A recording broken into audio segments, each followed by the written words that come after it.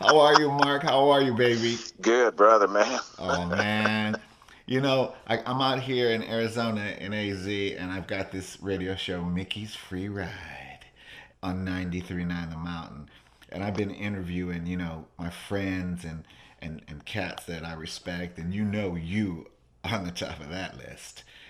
Well, Um, I appreciate that, brother Mickey. while we getting into before we start, I gotta just tell you this. I probably told you this when me and you and your lovely were hanging out, but man, when I was growing up, I wanted to be Mark Farner so bad when you was rocking that long hair to your waist and no shirt on and the armbands and singing "I'm Your Captain." I wanted to be Mark Farner so bad, man. I loved you. I still Right love you. on. You know. Public confession. I Oh my had to. I God. had to, Now baby. see how I'm blushing. Oh, come on, man. I had to. Besides that, we're brothers to the bone anyway, being Cherokees. We Yes. stand connected. But, this is my time to talk to you, Mark Farner, my friend, about, things that turned you on, Mark, when, you've been associated and you are the man, as far as I'm concerned, with that voice from Grand Funk Railroad. And when you did, I had no idea that you did the Ringo Starr All Star Band and Edgar Winter and Rick Derringer and all that stuff. But just tell me and the listeners a little bit what got you started, man, in like classic rock. Who were you digging, Mark? In classic rock, Yeah, because I know you funky too, but in classic rock, what were your, who did you dig, or whoever, in the beginning? yeah, well, in the beginning, man, it was all because I live in Flint, Michigan. Mm-hmm. I was under the influence of CKLW, you know, Yes, yes, and Rosalie from across the border, man, she was blowing up some Motown our way and all the R&B, and yes, it was yes. great listening. And and then the skip would come in after Mm-hmm. 11 o'clock at night, and on the AM radios you could dial in.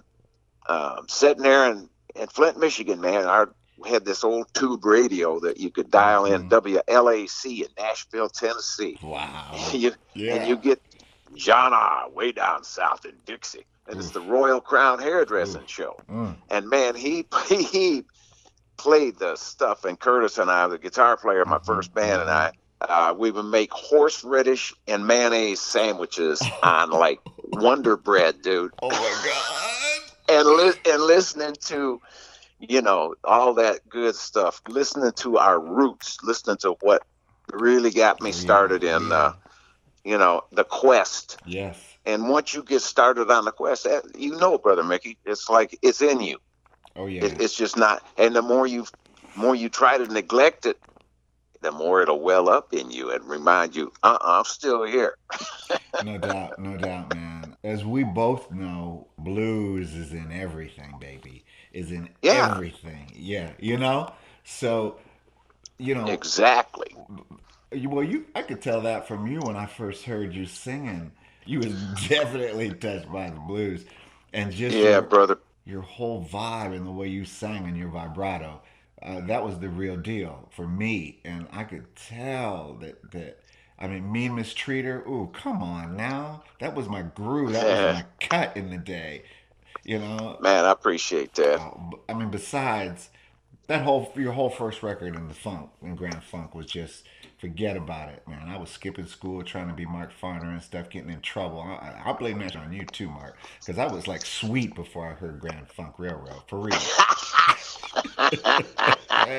I'm not lying, man. And and the first time we met, when we met at the Rock and Roll Autograph Show, we hit Yeah, it man. off way before we jammed that night. Remember?